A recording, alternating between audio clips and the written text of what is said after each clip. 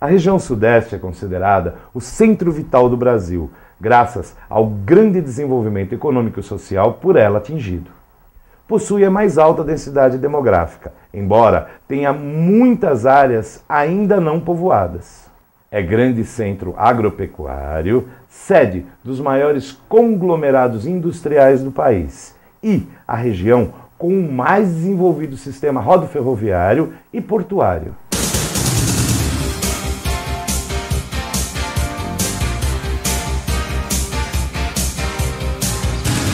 Nesta região encontram-se as duas maiores metrópoles nacionais, Rio de Janeiro e São Paulo. Quanto ao aspecto natural, do litoral para o interior sucedem-se planície costeira, com baixadas, praias, dunas, restingas, lagoas costeiras e baías. Planalto Atlântico, muito acidentado, com muitas serras, como a do Mar, da Mantiqueira e do Espinhaço. Planalto Meridional, dividido em Planalto Arenito-Basáltico e Depressão Periférica. Sua extensão territorial é de 924.511 km². Abriga uma população de mais de 80 milhões e 300 mil habitantes, correspondendo a aproximadamente 40% do contingente populacional brasileiro. A densidade demográfica do Sudeste é de 87 habitantes por quilômetro quadrado, sendo a região mais populosa e povoada do país. Esta é a região Sudeste, a mais desenvolvida região do Brasil, e é a que vamos abordar neste volume.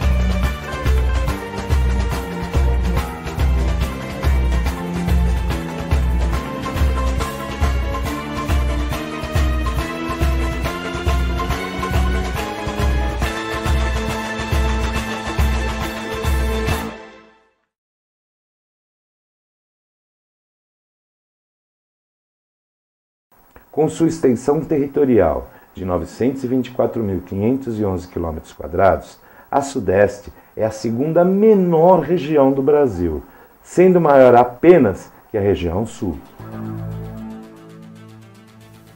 Limita-se com as regiões Centro-Oeste a Oeste, Nordeste ao Norte e Sul ao Sul, além de ser banhada pelo Oceano Atlântico, a leste. Os estados que compõem o Sudeste são Espírito Santo, Minas Gerais, Rio de Janeiro e São Paulo. Possui a maior concentração populacional do território brasileiro. Conforme a última contagem realizada pelo Instituto Brasileiro de Geografia e Estatística, o IBGE, totalizava 80.364.410 habitantes, quantidade que corresponde a 42,2% do total nacional. É também a região que tem a maior densidade demográfica, 87 habitantes por quilômetro quadrado, e o mais alto índice de urbanização, 92%. Possui ainda 1.668 municípios e é a região que apresenta os mais altos índices de violência, sofrendo também com as elevadas taxas de desemprego. Essa região do Brasil situa-se na parte mais elevada do Planalto Atlântico, onde estão localizadas as serras da Mantiqueira, do Mar e do Espinhaço.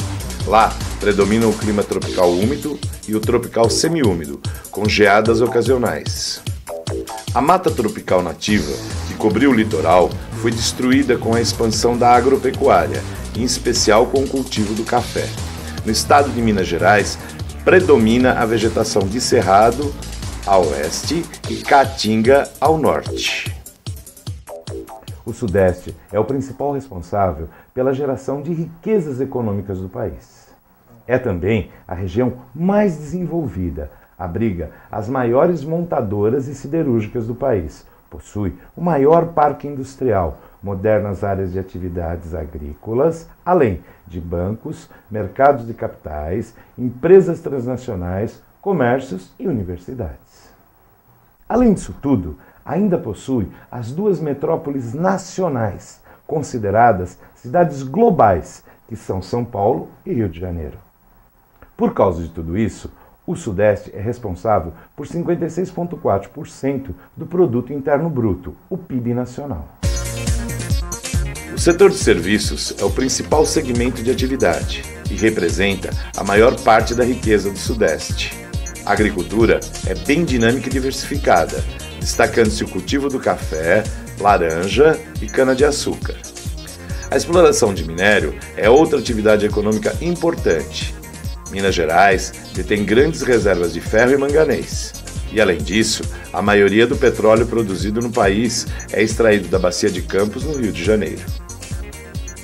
O centro econômico do Brasil é formado pelas cidades altamente industrializadas, localizadas nas redondezas de São Paulo, Rio de Janeiro e Belo Horizonte. A maior parte da população do país está concentrada na região Sudeste. Além da área ser rica em minérios, como já dissemos, e sua agricultura a mais avançada do país, produzindo café e cereais para exportação, existe também uma grande variedade de alimentos frescos e industrializados, assim como leite e carne para o consumo interno.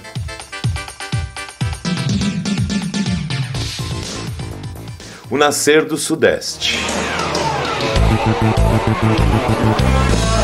A história da região Sudeste do Brasil tem início com a fundação da vila de São Vicente, por Martim Afonso de Souza. A partir do século XVII, na região de São Paulo, iniciou-se o fenômeno das bandeiras, que eram expedições pelo interior do Brasil à procura de novas riquezas e de indígenas para serem escravizados. No final do século, os bandeirantes paulistas encontraram pedras preciosas na região de Minas Gerais, dando início ao ciclo do ouro. Com a mineração, as atenções da coroa portuguesa voltaram-se para a região Sudeste, tendo em vista que as plantações de cana-de-açúcar no Nordeste estavam em plena decadência. Ocorreu então um grande movimento de pessoas para a região das Minas, e a capital da colônia foi transferida de Salvador para o Rio de Janeiro, em 1763. Apesar disso tudo, no final do século XVIII, a exploração do ouro entrou em decadência. Em 1808, fugindo da invasão napoleônica, a família real portuguesa chegou ao Brasil e instalou-se no Rio de Janeiro.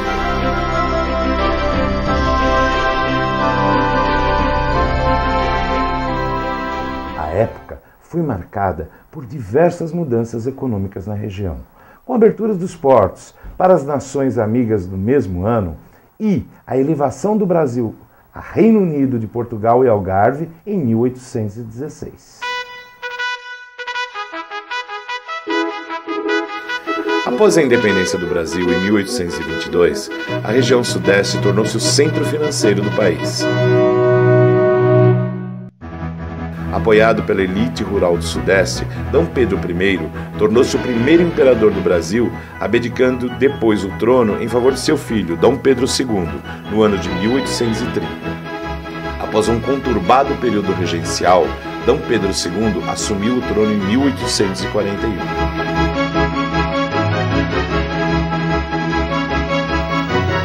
A partir da década de 1840, as plantações de café espalharam-se por toda a região, principalmente no oeste paulista, tornando-se a base da economia brasileira.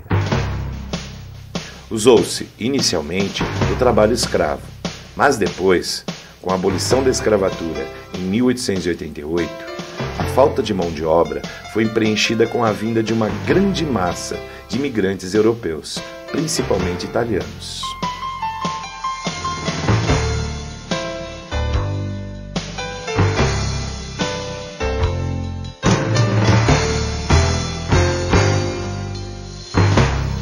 1889, a monarquia foi derrubada e é proclamada a República, dando início à política do café com leite, em que as oligarquias de São Paulo e Minas Gerais se revezavam no poder.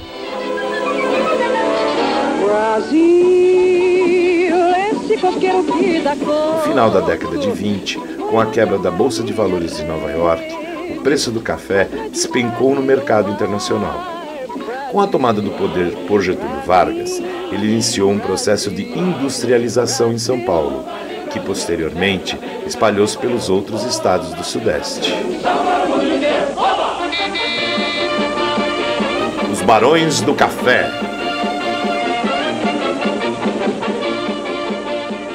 A mineração foi a última atividade econômica expressiva do período colonial.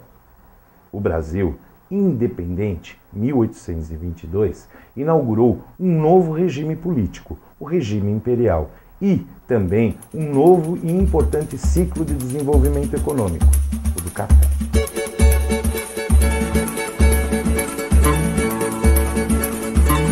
Historicamente, o café chegou ao Brasil em 1727, sendo plantadas as primeiras mudas no Pará. Cultivado em terras paraenses, até os primeiros anos do século XIX, o café não representou nada de muito importante para a economia do país, sendo produzido mais para o consumo doméstico de seus plantadores.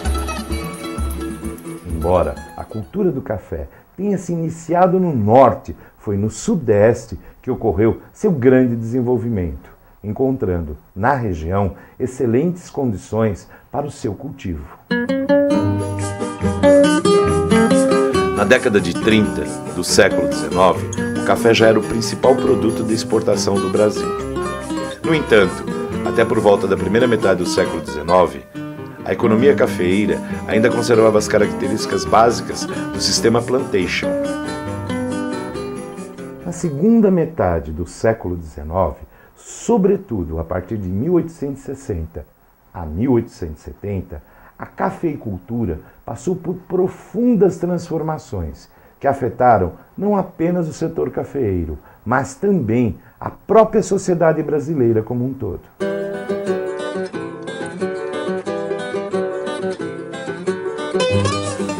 A lavoura cafeeira alterou ainda o aspecto social ao introduzir a mão de obra imigrante, ocasionando a expansão das ferrovias, a progressiva modernização da produção cafeeira e o desenvolvimento da indústria.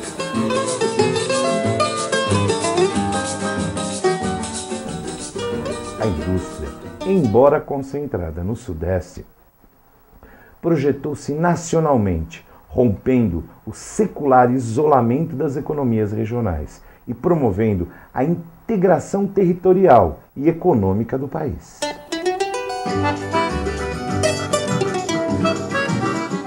A economia cafeeira contribuiu também para a expansão do mercado interno e o país tornou-se alvo de maiores investimentos estrangeiros.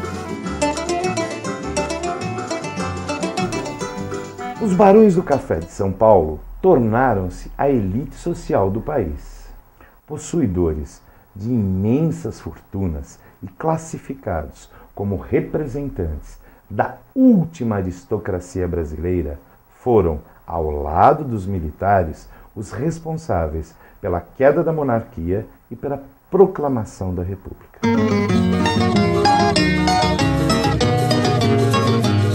No dia 15 de novembro de 1889, o Marechal Deodoro da Fonseca condenava o imperador Dom Pedro II ao exílio no exterior e proclamava a República no único país imperial das Américas. Agora que já entendemos um pouco da história da região Sudeste, vamos passar para o seu quadro natural e vamos começar analisando o relevo da região Sudeste.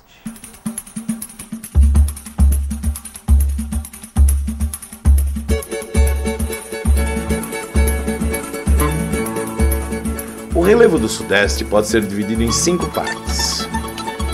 Planícies e terras baixas costeiras podem variar entre grandes baixadas e partes mais estreitas e favorecem a formação de costas altas, que entram em contato direto com o Oceano Atlântico, Formam também muitas praias, restingas, lagoas costeiras e baías. Serras e planaltos do leste e do sudeste. São conhecidas também como Planalto Atlântico e é a parte mais acidentada da região sudeste.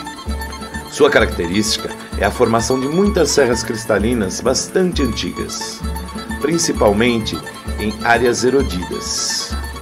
Essas serras constituem a Serra do Mar. No oeste está localizado o Vale do Rio Paraíba do Sul, que separa a Serra do Mar da Serra da Mantiqueira. Ao norte, as serras se afastam do litoral e dão origem à Serra do Espinhaço. Já ao norte de São Paulo e a oeste de Minas Gerais, encontra-se a Serra da Canastra.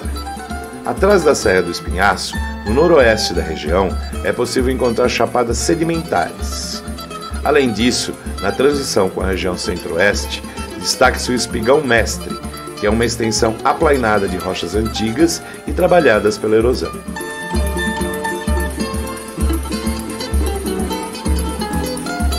No relevo da região sudeste aparece também o Planalto Meridional, que é constituído por rochas sedimentares e ocupa o centro-oeste de São Paulo e o oeste de Minas Gerais.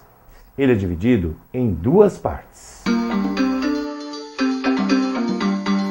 Planalto Arenito Basáltico, que é constituído de rochas pouco resistentes como o arenito e outras muito resistentes como o basalto, que têm origem vulcânica. Esses tipos de rochas favorecem o aparecimento de quistas, que são conhecidas popularmente como serras. Um bom exemplo é a Serra de Botucatu. E a outra parte que forma o Planalto Meridional é a Depressão Periférica. Ela encontra-se entre as serras e os planaltos do leste e do sudeste. São regiões baixas e planas. No relevo da região sudeste, destaca-se, no Espírito Santo, o Pico da Bandeira, com 2.890 metros de altura, o terceiro mais alto do país.